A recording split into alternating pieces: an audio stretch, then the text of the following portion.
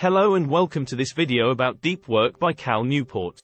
In today's world, distractions are everywhere, making it harder than ever to concentrate and produce high-quality work. But in this book, Newport provides a solution: deep work. Deep work is the ability to focus without distraction on a cognitively demanding task, and it's becoming increasingly important in today's knowledge-based economy. In this video, we'll explore the principles and strategies outlined in deep work to help you develop a deep work habit and achieve more in less time. So let's get started. The first principle of deep work: embracing boredom. We are constantly bombarded with stimuli and entertainment. Our smartphones are always within reach, and we can easily distract ourselves with social media, email, or other online activities. This constant need for stimulation has made it difficult for us to concentrate on deep work, which requires intense focus and concentration. To overcome this, Newport suggests that we need to train our brains to embrace boredom.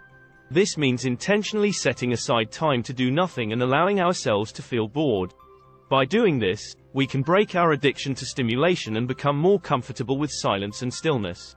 One way to embrace boredom is to eliminate all distractions and sit in a quiet room with nothing to do.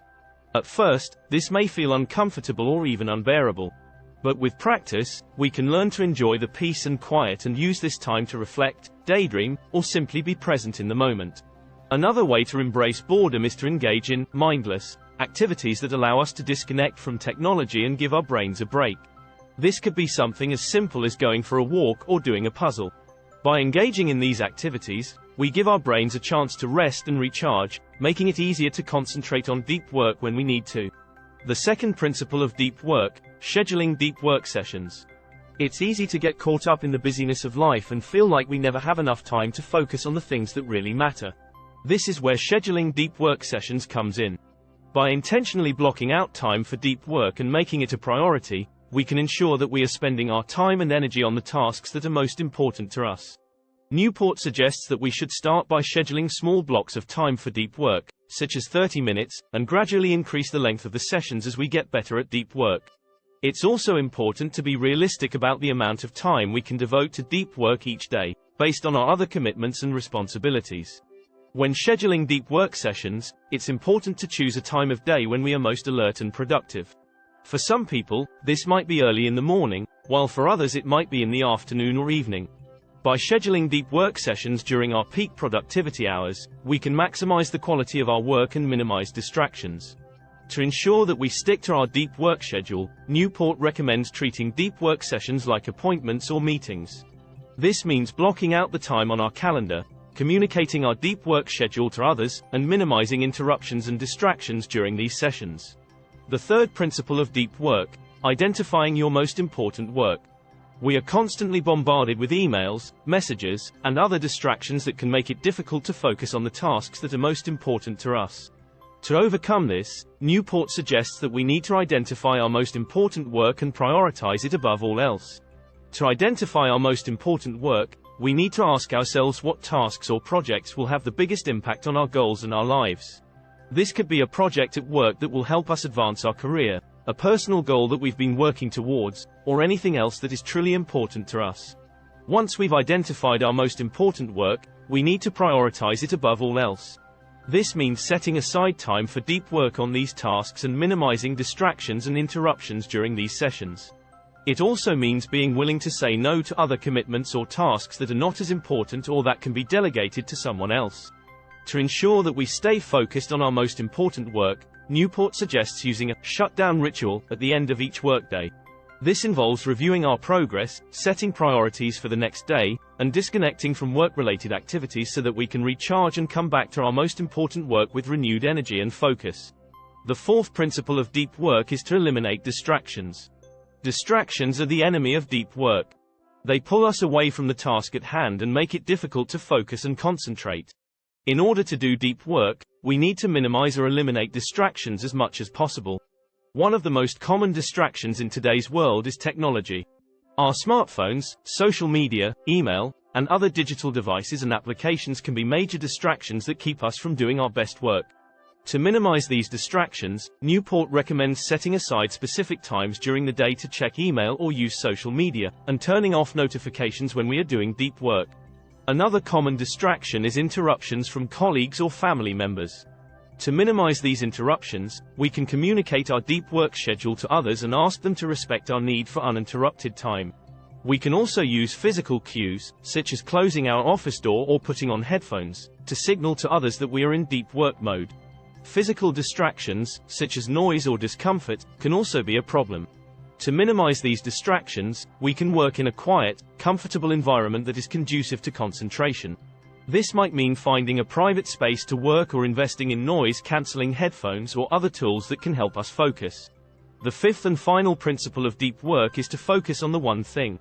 In today's world, we are often encouraged to multitask and juggle multiple tasks or projects at once.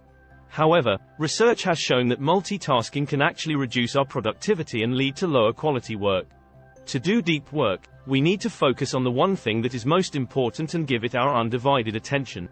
Focusing on the one thing means prioritizing our most important task or project and setting aside time to work on it without any distractions or interruptions. It means avoiding the temptation to switch between tasks or work on multiple projects at once, and instead giving all of our attention and energy to one task at a time. To focus on the one thing, Newport recommends using a technique called time blocking.